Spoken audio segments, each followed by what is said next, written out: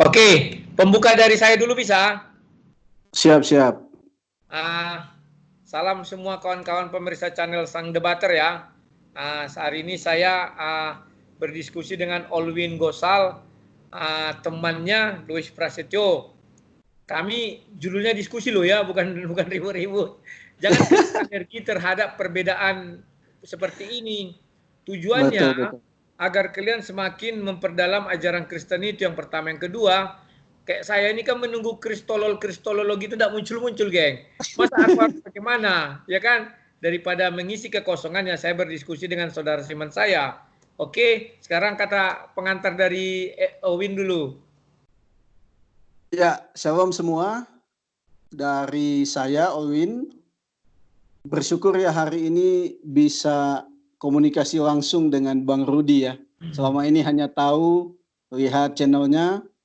Tapi seperti tadi, saya pikir diskusi-diskusi teologis itu sangat penting untuk memurnikan ajaran iman kita, mengokohkan iman kita. Jadi bukan untuk kita saling menjatuhkan, bukan saling menyudutkan. Apalagi mungkin ada seorang yang anggap, oh dia lebih hebat dari yang lain. Bukan. Jadi mungkin netizen-netizen semua yang menyaksikan diskusi ini, mari kita memandangnya sebagai positif, supaya kita punya pengetahuan yang benar. Ya mungkin itu dari saya. Oke, silakan. Kita masih membahas apa nih? Tentang Yudas, tentang Taman Eden atau perpuluhan? Yang mana? Saya pikir mungkin untuk hari ini tentang Yudas dulu ya Bang ya. Oke, silakan. Apa yang mau Iya. dimulai? Silakan. Jadi kalau punya pandangannya Abang Rudi ini kan sudah banyak yang tahu ya.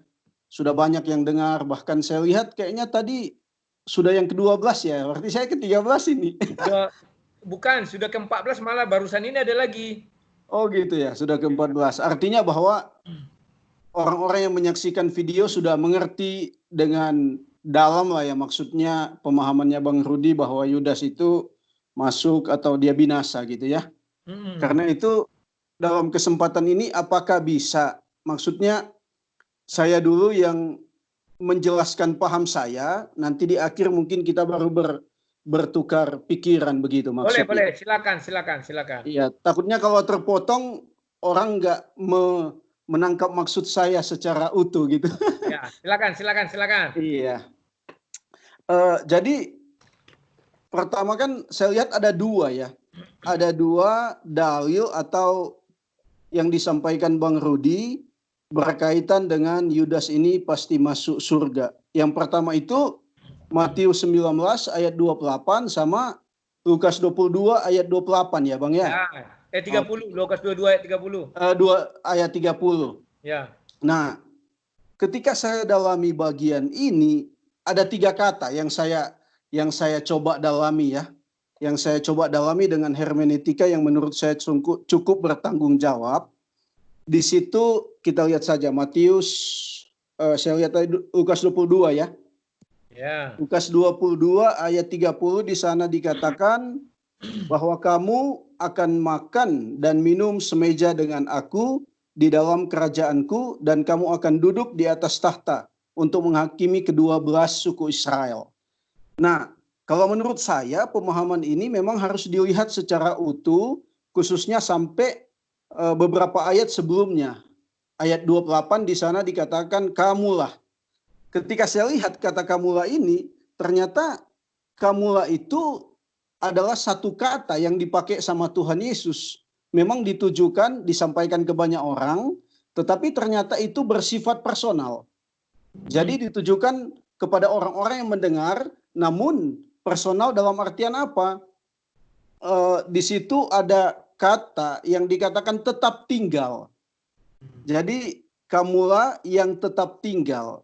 Apa maksudnya? Tetap tinggal itu berarti kalau saya lihat di dalam grammarnya itu, tetap tinggal itu dia pakai having remained ya.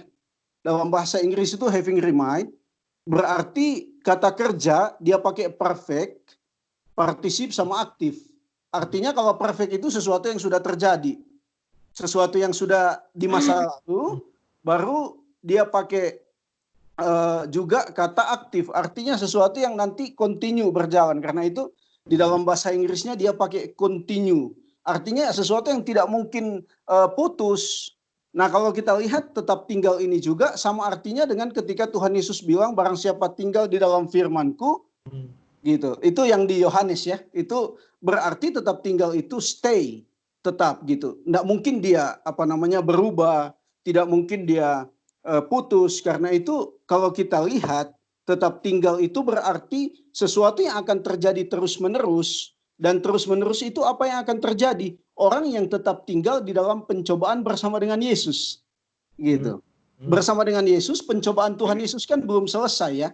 Yesus berakhir penderitaannya di atas kayu salib, itu barulah berakhir. Dan bahkan juga dikatakan orang yang tetap tinggal atau telah mengikut Tuhan Yesus. Kalau di dalam Matius pasal 19 ayat 28 ya. Berarti memang orang yang stay terus, secara terus-menerus tinggal bersama dengan Tuhan Yesus atau mengasihi Tuhan. Bahkan juga kalau di situ dikatakan orang, kamu itu berarti kepunyaan Yesus yang berarti dipimpin oleh Yesus gitu. Kepunyaan itu berarti kan bahwa Yesus yang benar-benar hadir, tinggal di dalam hidupnya, benar-benar mengontrol, menyertai dia, memimpin dia.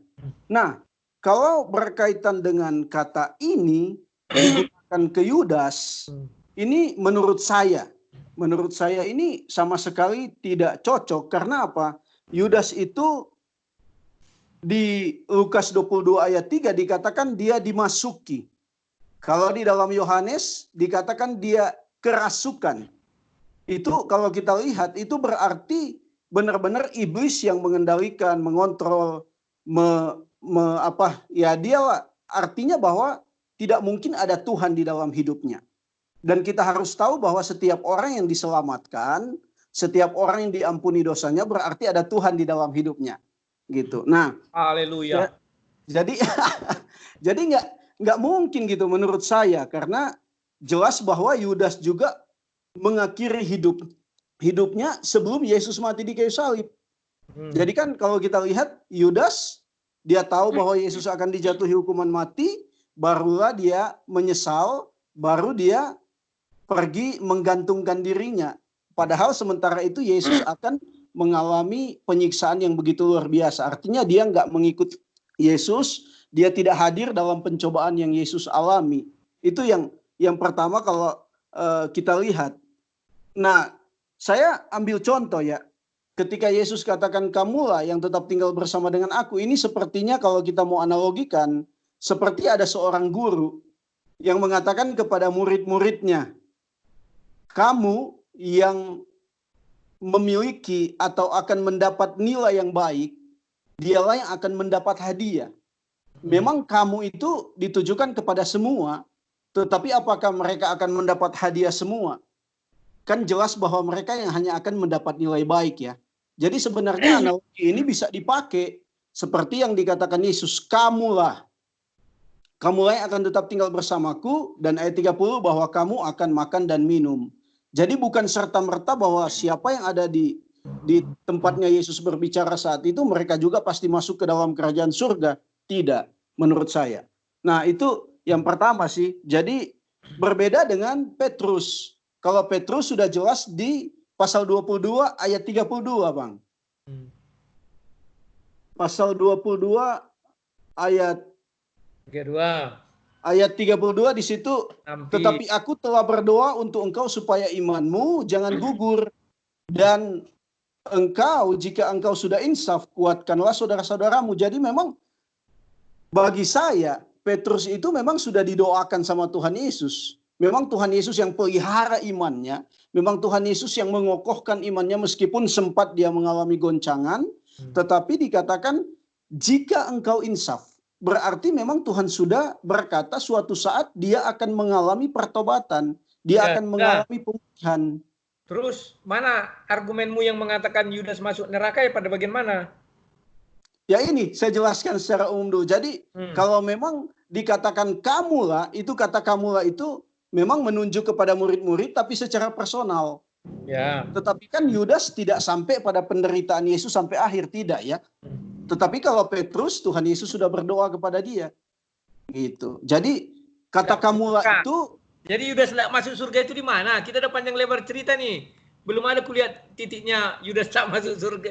Gini Bang, maksudnya Yudas tidak masuk surga karena Tuhan Yesus berkata kepada murid-muridnya, tapi secara personal kepada setiap orang yang sampai akhir hidupnya mengikuti Yesus dalam penderitaan dan pencobaannya. Itu menurut saya. Kayak berapa itu tadi? 25 ya? 28. 28. Nah, mana yang lebih dahulu, mana yang lebih terakhir diucapkan? Ayat 28 atau ayat 30? Ayat 30, tapi kan itu berentetan. Berarti dia nggak berlaku surut ya? Maksudnya? Hukum kan nggak bisa berlaku mundur. Misalnya diucapkan ayat 30, itu maju ke depan kan? Begini, jadi sebenarnya yang ayat 28 itu sebagai satu perjalanan hidup seseorang sampai ke ayat 30. Oke. Gitu. Jadi nggak bisa putus atau kita copot saja sampai ayat 30 gitu. Sebenarnya, itu maksud saya. Sebenarnya saya sudah malas membahas ini.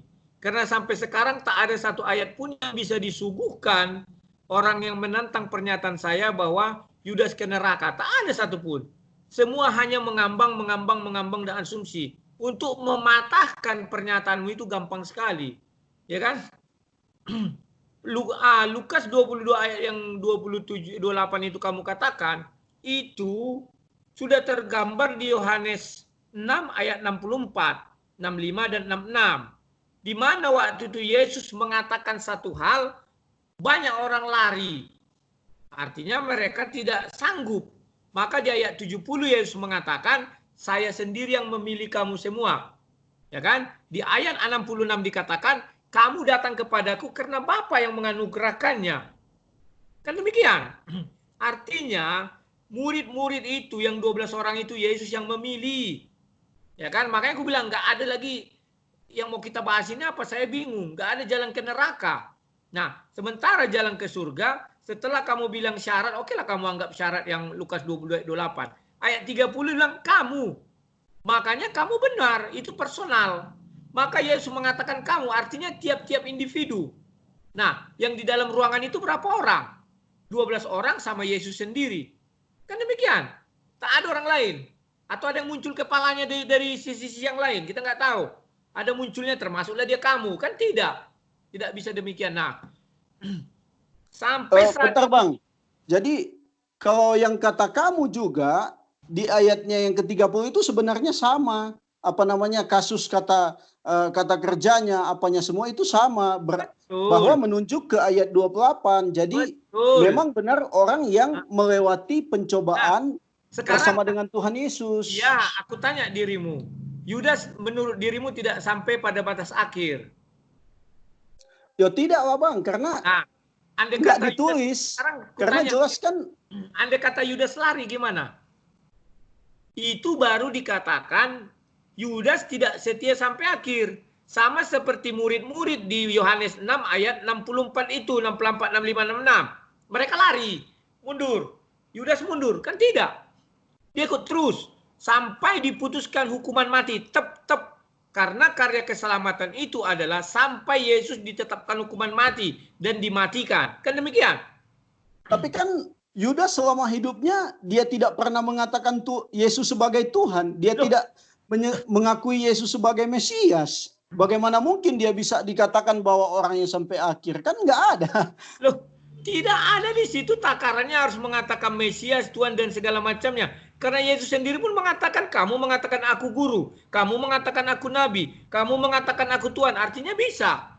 Kan demikian. Kalau diminta nanti semua, apakah semua 12 murid semuanya ada satu persatu mengatakan Tuhan? Kita kan tidak tahu, perjalanan itu kan banyak. Yang dicatat memang tidak ada Yudas mengatakan Tuhan. Nah, enggak, tapi kalau dalam sejarah hidup, Bang, kalau dalam sejarah hidup mereka setelah Tuhan Yesus naik ke surga, jelas mereka memberitakan Tuhan Yesus sebagai Tuhan. Beda. Ini kejadian sebelum Yesus mati. Jangan samakan dengan kejadian setelah Yesus mati. Berarti orang yang mati tanpa percaya kepada Tuhan Yesus sebagai Tuhan atau Mesias, berarti dia bisa selamat. Loh, Kan sudah saya bacakan. Coba bacakan Yohanes 6 ayat 66. Iya, saya tahu itu. Ya Artinya sudah. karena Artinya mereka kan Tuhan yang mengaruniakan kepada Yesus orang-orang ini. Yohanes 6 itu karena orang-orang hanya mencari roti, makanan untuk mengenyangkan fisik mereka, bukan berkaitan dengan karena itu Bukan. Yesus jelaskan roti 65 kan hidup. ada. Ayat 64 kan ada. Salah satu di antara kamu katanya. Baca 64. Coba biar jelas. Yohanes 6 ayat Supaya 64. jelas ya, Yohanes Ya. Yohanes 6 ayat 64. 64. Tetapi di antaramu ada yang tidak percaya. Sebab Yesus tahu dari semula siapa yang tidak percaya dan siapa yang menyerahkan dia. Jadi maksudnya gimana? Artinya Yesus sudah tahu. Ini banyak murid nih, 70 orang. Yesus sudah tahu di antara orang ini siapa yang tidak percaya, siapa yang menyerahkannya. Begitu diucapkan. Berarti ini kan termasuk Yudas kan? Dia Memang tidak iya. percaya. Memang iya, karena Yesus yang memilih. Sebentar, setelah itu orang-orang ini diucapkan itu, lari semua. Lari 70. Kenapa? Orang itu tidak mau mengambil peran itu. Bukan aku ya Tuhan, bukan aku, lari semua. Tapi Yudas tetap ikut dia. Nah, sebentar. Lalu kamu mengatakan Petrus, ya kan? Petrus itu didoakan Yesus betul. Makanya aku bilang ingat urutan. Dia tidak berlaku surut. Setelah dia didoakan, apa yang terjadi? Dia petetang-peteteng kan? Enggak Tuhan, aku akan ikut engkau katanya. Baru masuk ayat 38. Tidak berikutnya kan? Tidak Yuda Petrus. Kamu sebelum ayam berkokok akan menyangkal aku 3 kali. Oh tidak Tuhan, ke penjara kamu aku ikut katanya kan. Nah, Yudas ini contoh orang yang dinubuatkan tidak melawan. Petrus contoh orang yang dinubuatkan dan melawan. Apa perlawanan Petrus? Kan sudah jelas.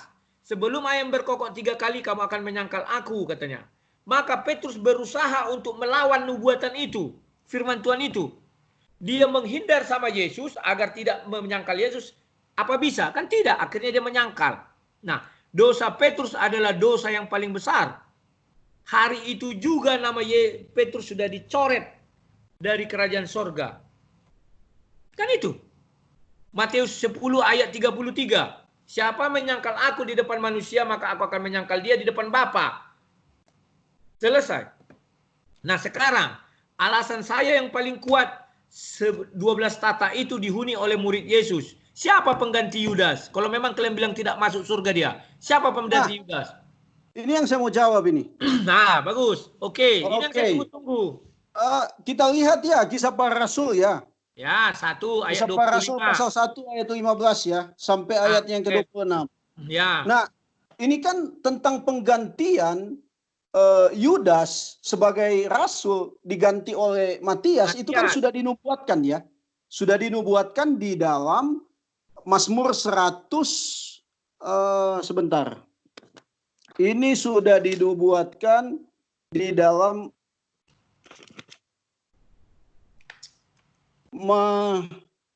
Mazmur 109 ayatnya yang ke berapa itu? Mana catatan saya?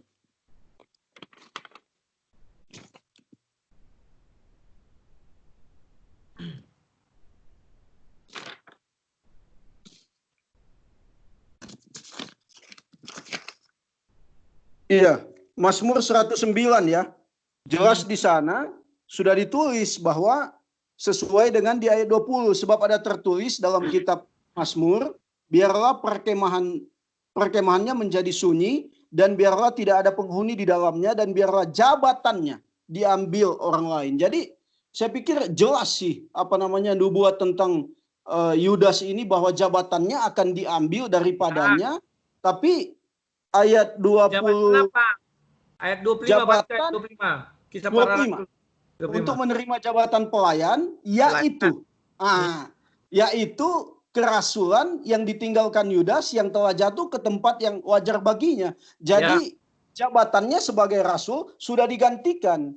Berarti hak-haknya juga sebagai rasul ya pasti nggak ada lah. Diambil dong. Coba baca Lukas 22 ayat 30 tadi. Apa jabatannya? Coba. Ya itu kan tadi hanya untuk menerima Ada menerima jabatan untuk itu. bersama. Bukan, ada jabatan. Lukas 22 ayat 30. Lukas 22 ayat 30. Bahwa kamu akan makan dan minum semeja dengan aku di dalam kerajaanku, dan kamu akan duduk di atas tahta untuk menghakimi kedua belas. Berarti jabatannya apa? Pelayan atau hakim? Tapi gini Bang, maksudnya ketika kerasulannya itu diambil dari dia, apakah haknya itu masih kepada dia? Pasti enggak dong. Contoh, saya kasih contoh ya Bang ya. Hak di dunia, hak kerasulan itu di dunia. Betul, dia menjadi pelayan, jadi pelayan orang, jadi penginjil. Tetapi hak di sorga, jabatannya apa? Hakim. Hakim tidak sama dengan pelayan. Bedakan. Tidak satu ayat pun mencabut hal ini. Bahkan Rasul Paulus yang didatangi langsung Yesus tidak pernah dijanjikan kepada Rasul Paulus kamu akan duduk di tata kerajaan surga. Nggak pernah. Apalagi Matias yang hanya dipilih. Bukan Yesus langsung datang ke situ. Paulus langsung Yesus datang loh ke hadapan Paulus. Gini Bang, kita harus tahu bahwa ayat 16 sudah jelas. Haruslah genap nas kitab suci yang disampaikan Roh Kudus. Iya, apa natsnya? Bacakan, natsnya itu apa? Ya, nasnya itu kan tentang penggantian, bahwa jabatannya itu akan diambil dari dia. Pelayanan. Itulah hebatnya Bibel. Ditulis nama jabatannya pelayanan, tidak hakim. Loh, tapi kan kerasulan. Loh, iya. Jabatan, ketika orang punya satu jabatan berarti hak-haknya melekat ke dia dong. Bedakan pelayanan, rasul pelayanan dan rasul jadi hakim. Bedakan. Tidak sama pelayan dengan hakim. Bedakan. Iya, tapi harus ingat bahwa dia punya jabatan kerasulan, tapi sudah diganti. Berarti, contoh, saya kasih contoh ini Bang. Seseorang adalah kepala sekolah, dari dinas ditunjuk. Berarti ada hak-hak yang mengikuti dia, punya rumah atau punya apa, contoh.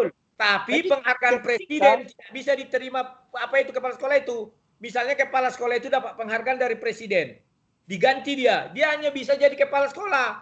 Penghargaan presiden tidak bisa diambil dia. Karena nama dia tidak terdaftar di Istana Negara. Begini maksud saya Bang, jadi ketika dia menduduki satu jabatan, berarti hak-hak itu mengikuti dia. Tetapi ketika jabatan itu diambil dari dia, berarti hak-hak juga yang melekat kepadanya, yang nggak ada lagi. Nah, begini contoh sudah saya kasih. Semoga kamu memahami. Ini ada seorang kepala sekolah, didapat dia apa namanya itu penghargaan dari presiden. Kamu jemput tanggal 15 kan ya, rupanya dia diganti sebelum tanggal 15. Apa bisa kepala sekolah baru ini berangkat mengambil apa ini penghargaan ini? Tak bisa. Siapa kau? Nama kau siapa? Udin. Tidak ada Udin. Yang ada di sini apa? Somad. Nah, nggak bisa. Paham ya? Loh kok ketawa? Itu kenyataan. Sudahlah. Kalau kalian tidak punya dasar untuk menunjukkan siapa pengganti Yudas, sampai kiamat tidak terkalahkan kalian. Pernyataan. Tapi sebenarnya kalau kita lihat dasar-dasar ini sudah cukup. Karena gini, Yudas itu dia tidak mengikuti Tuhan Yesus dalam pencobaan sampai akhir. Ya udah. Bahkan juga dia nggak dikatakan percaya kepada Yesus. Dia nggak mengikuti Tuhan Yesus sampai akhir, nggak ada. Nah sekarang aku tanya, siapa pengganti Yudas di surga? Pengganti Yudas di surga ya jelas sama dia sudah ditulis kok, dia memegang jabatan kerasulan. Memegang jabatan pelayanan. Jangan tambah-tambah. Iya, kerasulan loh. Ditulis di situ kerasulan. Rasul sebagai pelayan. Oh, berarti nggak melekat sama dia jabatan-jabatan itu. Hak-haknya itu dong. Tidak. Karena sudah kamu yang memberi sendiri penjelasan. Contoh kepala sekolah. Kepala sekolah didatang presiden. Hai Usman atau hai siapa namanya? Joseph. Kamu dapat penghargaan Satya Wacana atau Satya apalah. Jemput tanggal 15. Ternyata tanggal 14 si Joseph udah mati atau tanggal 13.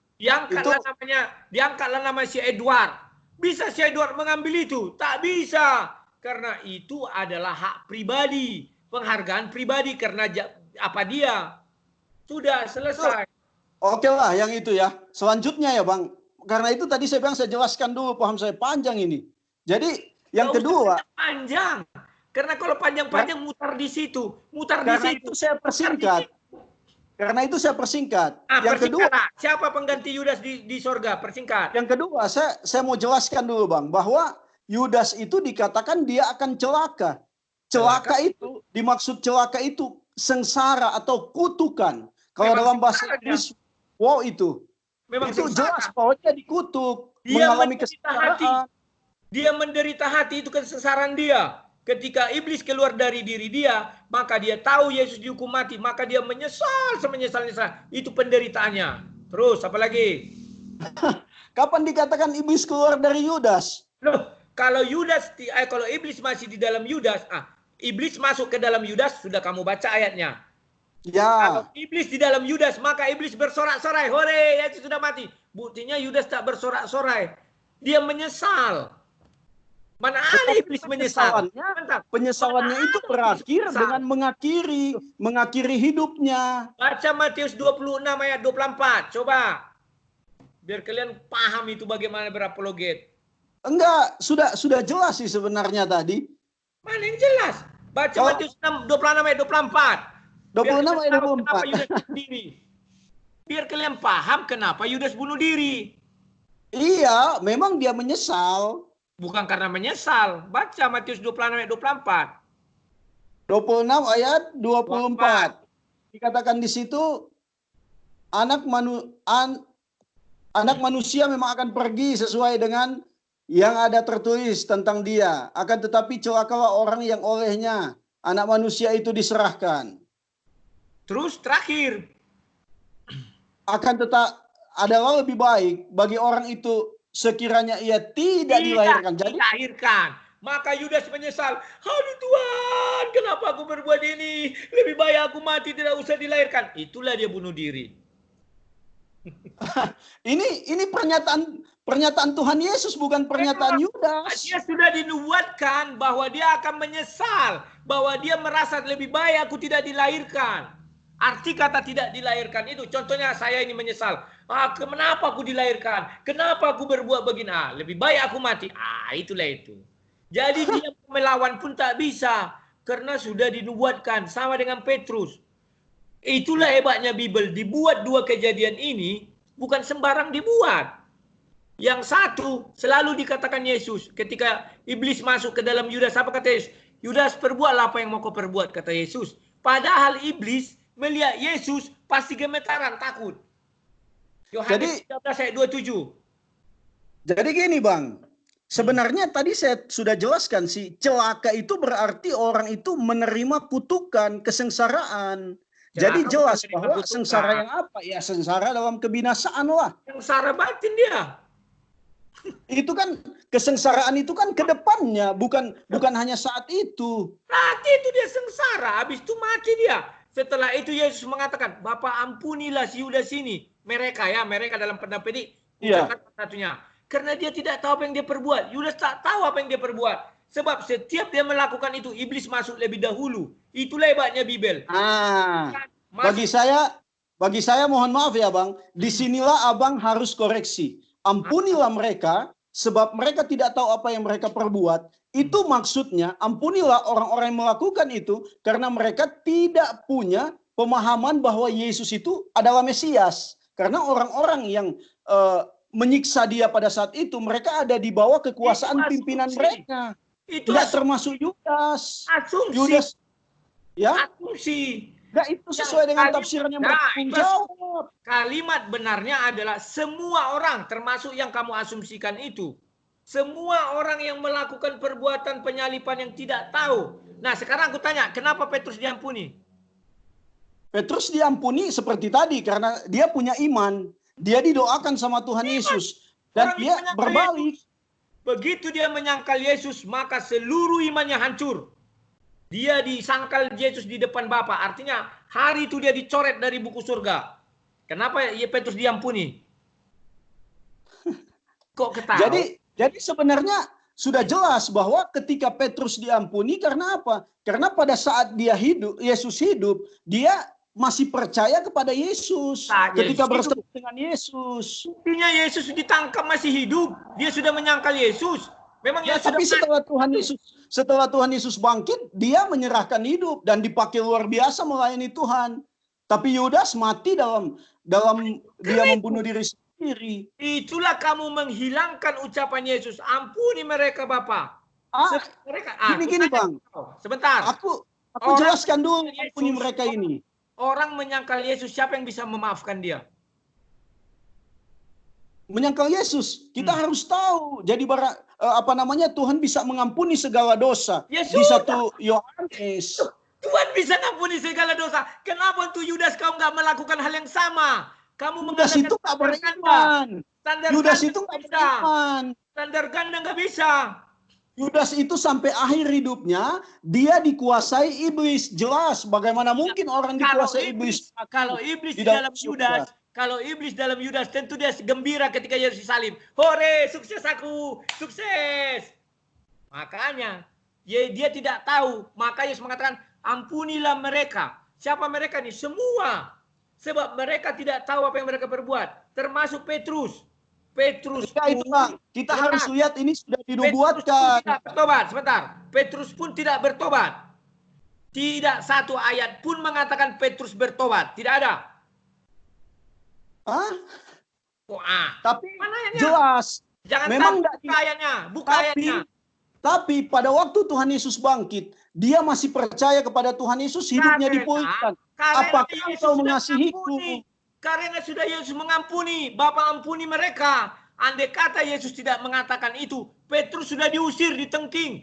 Ingat tak Petrus yang ditengking? Nyalain kau iblis katanya. Petrus yang dibilang iblis.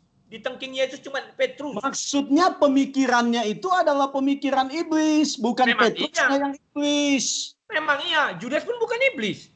Tapi harus iblis. Gini, yang mengenai ampunilah mereka itu sudah dinubuatkan dari Mazmur pasal 22. Kalau mau abang lihat, bisa lihat bahwa Mazmur pasal 22 ayatnya yang ke-19 dikatakan di sana, mereka membagi-bagi pakaianku di antara mereka dan mereka membuang undi atas jubahku. Mereka yang dimaksud sama dengan mereka waktu Tuhan Yesus mengucapkan pengampunan. Jadi nggak termasuk Yudas. Jadi siapa? Hanya yang membagi undi. Mereka yang ada di situ. Di situ mana? Karena Yudas pada saat itu dia sudah mati. Berarti kamu mengatakan Petrus tidak ada di situ karena dia lari. Berarti nggak diampuni dong Petrus. Jangan standar. Petrus dipulihkan Tuhan setelah Tuhan Yesus bangkit. Tiga kali Tuhan Yesus katakan, apakah engkau mengasihiku? Itu bukti pemulihan Tuhan. Standar ganda. Tidak. Standar ganda bagaimana? Standar ganda. Petrus diampuni. Loh, Yesus sendiri mengatakan, Matius 10 ayat 33, siapa menyangkal aku di depan Bapakku, maka aku akan menyangkal aku di depan manusia, maka aku akan menyangkal dia depan Bapakku. Apa masih Yesus mengingat Petrus? Kalau menurut ayat itu tidak, Petrus langsung ke neraka. Ya itulah kasih Tuhan yang besar mengampuni manusia. Terus kenapa itu dipulihkan? Standar ganda. Jadi Tuhan tidak mengasihi Judas, tidak mengampuni. Enak aja kau. Standar ganda. Karena sampai akhir hidupnya dia nggak percaya Yesus. Sampai akhir hidupnya dia dikuasai iblis. Siapa sampai akhir hidupnya menyerahkan Yesus? 70 murid lari semua. Tidak ada yang mau. Hanya Yudas yang mau. Iya, tapi mereka waktu Tuhan Yesus waktu Tuhan Yesus bangkit, mereka masih hidup, masih mengalami pemulihan. Tapi Yudas sudah mati. Orang itu lari, tidak datang lagi kepada Yesus. Artinya orang itu tidak percaya sama Yesus 100% lagi. Pergi dia. Tapi mereka masih hidup setelah itu. Yudas sudah mati. Memang hidup dan mereka berbuat dosa. Apa buktinya? Mereka mati. Mati artinya berbuat dosa. Sementara Yudas berbuat dosa, diampuni dan tidak ada lagi buat dosa. Sementara Petrus, dia berbuat dosa, diampuni dan mati artinya ada dosa juga melekat. Jangan sembarangan. Jadi gitulah ya Bang, maksudnya harus dipertanggungjawabkan apakah setiap orang yang masuk surga selamat, mereka ada di bawah kekuasaan iblis sampai akhir hidupnya, atau orang yang mati bunuh diri tanpa mempercayai Kristus sebagai Tuhan, apakah mereka masuk surga? Ini yang harus dipertanggungjawabkan. Apa dosa orang bunuh diri itu? Apa dosa orang bunuh diri? Saya nggak mengatakan orang bunuh diri. Saya bukan lebih ke arah sana, tapi saya lebih kepada dia Ya, apa tidak dosanya? punya Kristus dalam hidup dan Dosa. sampai akhirnya dia bunuh diri. Nah, itu retorika.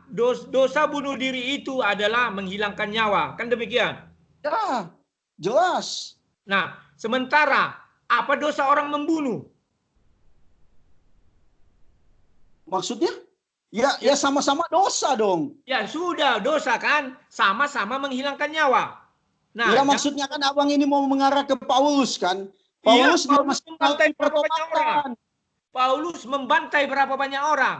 Dia masih mengalami pertobatan. Diri. Tuhan Yesus masih datang kepada dia untuk pulihkan hidupnya. Yudas tidak. Yudas, Bapak ampunilah mereka. Terus sudah dijanjikan surga. Itu berlaku untuk Yudas. Sudah dinubuatkan dalam Mazmur 22 ayatnya yang ke-20. Ya, apa dinubuatkan? Gak ada. Mana ada dibuatkan mengampuni? Mazmur, baca dulu Mazmur kau tuh. Biar ku dengar dulu. Apa dibuat? Tadi saya sudah baca. Baca enggak apa-apa. Maha atuh iki ya. Ruangannya ketutup. Jangan standar ganda dong. Oke. Mazmur 22 sudah 2 kali saya baca ini, Bah. Baca nggak apa-apa.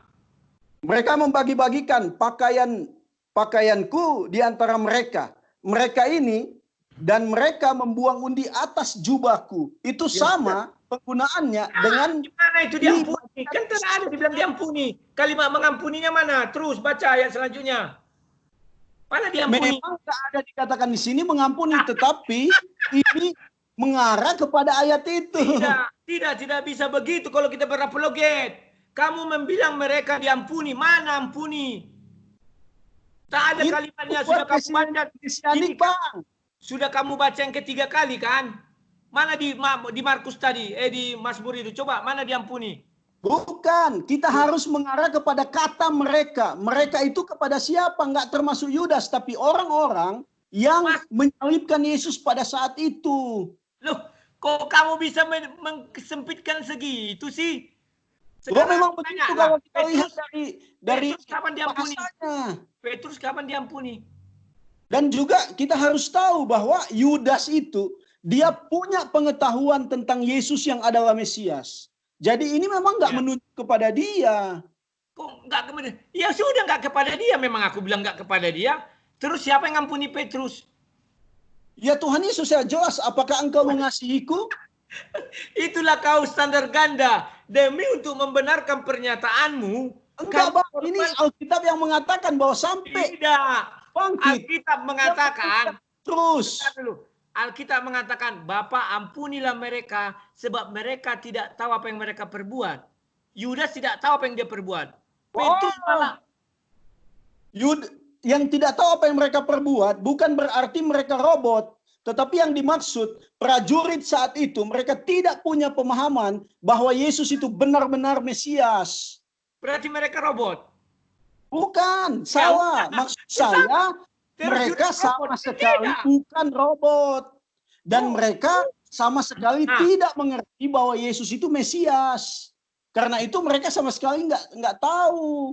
Ampunilah mereka itu terarah kepada mereka. Tidak ada urusan Mesias di situ. Mereka semua tidak tahu siapa yang mereka korbankan. Dan mereka tidak tahu apa yang mereka lakukan. Yudas nggak tahu siapa yang mereka korbankan. Tidak tahu. Dia tahu lah, dia ikut Tuhan Yesus selama hidupnya. Setiap dia mau melakukan kejahatan itu, iblis masuk dulu. Ayatnya sudah ada. Gimana sih? Memang benar. Karena itu saya bilang, memang Yudas sudah benar, tidak ada kata tapi. Kalau sudah benar, tidak ada tapi. Bahwa iblis masuk ke dalam diri dia nggak tahu apa-apa. Setiap dia melakukan itu 2 kali masuk iblis. Berarti sampai hari ini ya, kita tarik ke hari ini. Kalau Alkitab ini relevan ya, saya mau bilang, apakah sampai hari ini orang yang sampai akhir hidupnya, atau hidupnya dikuasai iblis, nggak pernah berkata insaf, atau nggak pernah bertobat, apakah mereka selamat? Kan tidak. Harus makanya lihat konteks. Jangan kau pukul rata sampai hari ini. Hari ini siapa yang mau melaksanakan misi pembebasan? Tak ada. Siapa yang mau melaksanakan misi penebusan? Tak ada. Konteks. Yudas itu misinya adalah bagian dari misi penebusan dosa manusia. Kalau hari ini ada yang bunuh diri, siapa yang ngampuni? Tak ada. Misi apa yang dilakukan dia? Hanya misi bunuh diri. Oke lah Bang. Makasih Oke, waktunya ya. Saya pikir oke. cukup lah. Jadi Oke. karena orang-orang yang mendengar video ini bisa teredukasi lah. Biar mereka Ya, yang menilai sip. sendiri. Oke, Terima sama-sama. kasih. Suatu saat bisa lanjut lagi ya. Terima Ya, kasih sip. banyak. Masih ada 2 lagi tuh, perpuluhan sama itu ya. Taman Eden. Oh, kalau Taman Eden nanti kita lanjut. Kalau perpuluhan mah itu kita tidak itu. Oke, Siap. sip. Oke ya. Yuk, Oke, Bang. makasih. Tuhan Yesus memberkati. Shalom.